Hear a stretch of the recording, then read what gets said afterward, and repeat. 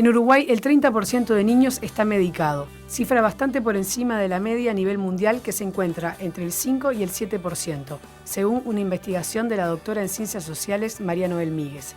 De 130 niños que nacen por día, aproximadamente 38 van a estar medicados en algún momento de su infancia con fármacos neurológicos, en su gran mayoría por haber sido diagnosticados con déficit atencional. La medicación comúnmente utilizada es el metilfenidato, más conocido por una de las marcas que lo comercializa, como Ritalina. A su vez, en niños que presentan diversos problemas y van a escuelas especiales, esta cifra trepa al 80%. Para hablar de este tema recibimos en la mañana al psicoanalista Jorge Bafico. Y ya le damos la bienvenida entonces al psicólogo, psicoanalista Jorge Bafico. ¿Cómo estás, Jorge? ¿Todo bien? Bien, una alegría venir. Gracias, igualmente recibirte. La semana pasada estuvo justamente acá el psiquiatra Ariel Gold, psiquiatra infantil, que hizo un poco la diferencia entre lo que es el déficit atencional y otro tipo de carencias que pueden tener niños que nada tiene que ver con lo neurológico. Y bueno, estábamos hablando un poco de eso, ¿no? De esa diagnosticación por demás que se está haciendo. Y ahora contigo queremos abordar el tema de la medicación, que si hay una cantidad exagerada de niños que están diagnosticados mal, obviamente eso se traduce también en una cantidad de niños que están medicados mal. Veíamos un poco en los datos de la doctora Míguez el porcentaje del que habla, ¿no? 30% comparado con 5 o 7% que pueden tener otros países. Es un disparate. Pero quisiera primero que nada hacer como mirar para atrás y decir cómo ha sido la evolución en la medicación de los niños en este país. Si uno mira para atrás un poco, ¿cuánto se recetaba hace 10 años de esta droga? ¿Cuánto se recetaba hace 5? ¿Cuánto se receta ahora? Porque evidentemente creció, ¿no? Es un tema muy complejo el de la medicación, que divide aguas a veces y creo que no es la idea, ¿no? Pero a partir de la Segunda Guerra Mundial, la importancia de la medicación ha ido increyendo hasta el día de hoy, donde el tema de la medicación es un tema de lo cotidiano. Eso es así, o sea, todos hablamos de ansiolíticos, de antidepresivos, de inductores del sueño, de reguladores del sueño. Yo creo que el gran problema en Uruguay, yo tengo que partir de la base que ese estudio que hizo la doctora María Noel Míguez es un estudio serio, porque es un estudio que tiene que ver con una tesis de doctorado, ella es una investigadora de la ANI, o sea... Sí, basta entrar en googlearlas y se ve es un estudio de campo importante, el que hizo de todo Uruguay, en diferentes escuelas, a partir de los diferentes departamentos de Uruguay. Entonces, ella plantea una cifra que francamente es bastante dramática. Un 30% de medicación para niños, o sea, de medicación que son el metilfenidato para lo que puede ser los trastornos por déficit de atención, pero también antipsicóticos, que es una cosa bastante más compleja por los efectos secundarios que tiene, antidepresivos, ansiolíticos, o sea... Hay un 30% de niños medicados en Uruguay actualmente. Eso para mí tiene dos lecturas. Una lectura es el avance en la sociedad de la medicación. Si estamos hablando que hay un 30% de niños medicados, yo no quiero pensar en el promedio que debe haber en adultos, pero debe ser bastante mayor. Porque la gente de alguna forma se acostumbró, porque la medicación entró en las casas, en los consultorios, en el mundo cotidiano, en los medios de prensa, en los medios de comunicación. Entonces, por ese lado tenemos un problema. Y por otro lado, me parece que sí hay un tema de diagnóstico, que algo está fallando en el diagnóstico. No puede ser que si en el mundo se habla de un 5 o un 7% de niños medicados con esta sustancia, en Uruguay aparezca más de un 20, casi un 30, ¿no? Bueno, pero de ahí lo primero que salta a la vista es, estamos en una sociedad totalmente globalizada, lo que pasa en Uruguay pasa en los demás países, por lo menos de la región, el mismo tipo de problemática, pero estamos hablando de que la diferencia es en Uruguay. Entonces, ¿cuál es el problema? ¿Los psicólogos están menos preparados que antes? ¿Hacen mal su trabajo? ¿Por qué en Uruguay? Hay en varios países que los niños son medicados en un porcentaje alto, ¿no? Si bien la media tendría que ser entre un 5 y un 7, en Argentina hay un 20 casi, por ejemplo, claro, ¿no? Exacto. Yo creo que hay una cultura.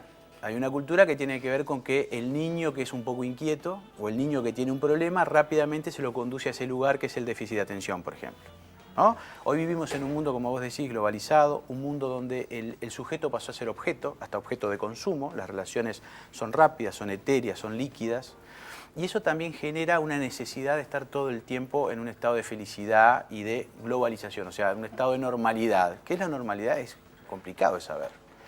Antes la cosa se articulaba de otra manera. O sea, antes los niños no hablaban tanto con los padres de lo que le pasaba en la escuela o en el colegio. Antes los padres tenían una función de autoridad mucho mayor de la que tienen ahora, establecida hasta socialmente. Antes un director de una escuela, por ejemplo, podía tomar atribuciones que hoy es imposible pensar. Entonces, el mundo ha cambiado. Hoy el niño tiene una cantidad de estímulos desde los 3, 4 años que son impresionantes. O sea, un niño hoy con 5 años maneja un iPad, maneja una computadora, maneja un celular, ve videos. Entonces está con una cantidad de estímulos que también hacen que el mundo haya cambiado, ¿no? El tema del tiempo de los padres, el tema de los estímulos de los niños. Hay como un tema que tiene que ver como con la sobreprotección, por un lado, que tiene que ver con ese principio de autoridad con el que está peleado, ¿no? O sea, todos esos niños que vos decís que ahora es impensable. Hoy comentábamos fuera del aire que cuando yo era chica, en el colegio que iba en Perú, que era el colegio francés, te pegaban con la regla de madera de 1 metro. Sí, era horrible, pero bueno, nadie hacía nada. Ahora es impensable. Pero por otro lado, ahora pasa, eso es impensable, pero los maestros no pueden controlar a los chiquilines. Exacto. Vos situás el problema tal cual es, que es en la autoridad. O sea, a mí es una lectura, o sea, yo no estoy diciendo que esta es la única verdad, es una de las lecturas que se puede plantear, ¿no? ¿Qué es lo que se plantea en el psicoanálisis como el problema en la autoridad por el lado de la declinación de la función del padre? O sea, quien ocupa ese lugar de censor, de represor, que censura, que dice no, hoy está fallando a todo nivel. Entonces eso está determinando que los niños estén mucho más inquietos, que nadie les pueda decir que no, que nadie porque les uno pueda tiene poner un culpa, límite. porque está poco rato, porque tiene ¿Y dos qué trabajos? pasa? Lo que antes, y no quiere decir que esté mejor, ojo, que quede claro, pero lo que antes se solucionaba por el lado de una sanción, en el caso tuyo contás de una regla, que era terrible, ¿no? Pero una sanción, y nadie lo discutía, o sea, no lo discutías vos, no lo discutía tu madre, o sea, era así, estaba dicho que era así. Hoy, el gran problema es que como no hay autoridad, lo que se va corriendo es para el lado de la ciencia o para el lado de la psicología. O sea, cuando el niño tiene un problema, rápidamente se apela o al médico, o al psiquiatra infantil, o al psicólogo, y el psicólogo, por ejemplo, empieza a ocupar un lugar que es más un comité de ética, que en realidad la función que tendría que tener. Lo que está bien, lo que no está bien. Claro, si no es por el lado de la autoridad que tendría que caer el psicólogo, que es lo que está pasando. Entonces yo creo que hay como un desorden a todo nivel que tiene que ver con un tiempo de mucho cambio, que es una cosa que yo vengo planteando hace tiempo. O sea, vivimos en un mundo diferente y tenemos que pensar que este mundo tiene otras reglas a las que tenía, por ejemplo, 50 años atrás. Está bien, pero por ejemplo, otra cosa es el tema de que los chiquilines, como decís vos, hoy por hoy tienen distintos estímulos, viven como una vida como mucho más rápida, más etérea y demás. Uno de los puntos donde más fallan es en el sistema educativo, de ahí la derivación a psicólogos y demás. Pero ¿está mal pretender que un niño tenga que prestar 2 horas de atención? Un niño, un adolescente, o sea, ¿está mal pretenderlo? O sea, no hay que hacer la balanza por otro lado y enseñarles también eso.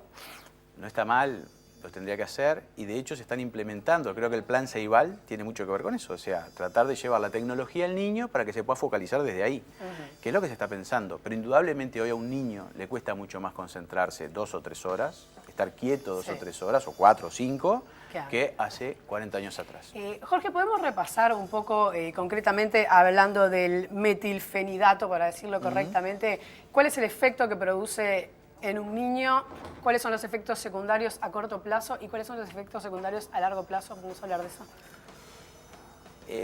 O sea, ¿por qué es tan recetado en definitiva? Esta droga es muy recetada porque es efectiva. Es efectiva. Un niño que está inquieto, y cuando digo inquieto puede ser inquieto por múltiples cosas, no necesariamente por un déficit atencional, está comprobado que esa medicación los aquieta, los centra, los focaliza. Durante un tiempo determinado de horas, que son 2 a 4 horas, el niño hace foco en determinada cuestión. Entonces, deja de ser un problema en el aula donde está, o sea, es un niño que de ser un niño que está inquieto, que se levanta, que llama la atención, porque muchas veces llaman la atención más que otra cosa, es un niño que pierde pasión.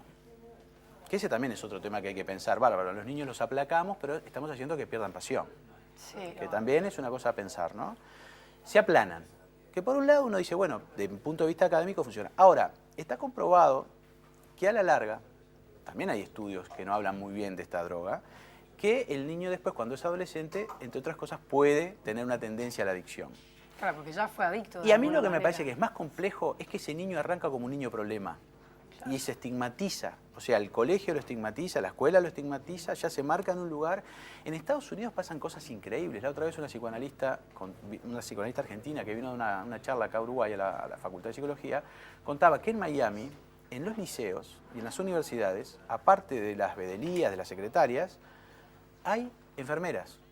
que lo que hacen es, a cada alumno le dan la medicación que tiene que tomar. Wow.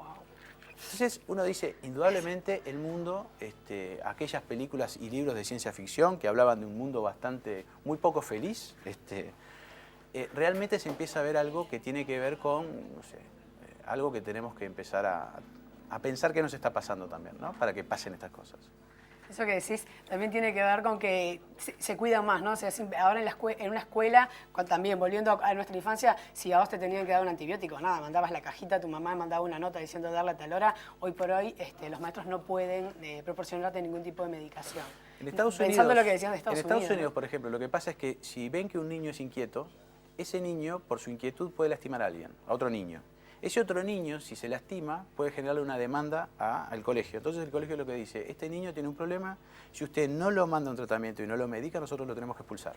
Eso está pasando en Estados Unidos. Yo creo que acá dentro de poco también va a empezar a pasar.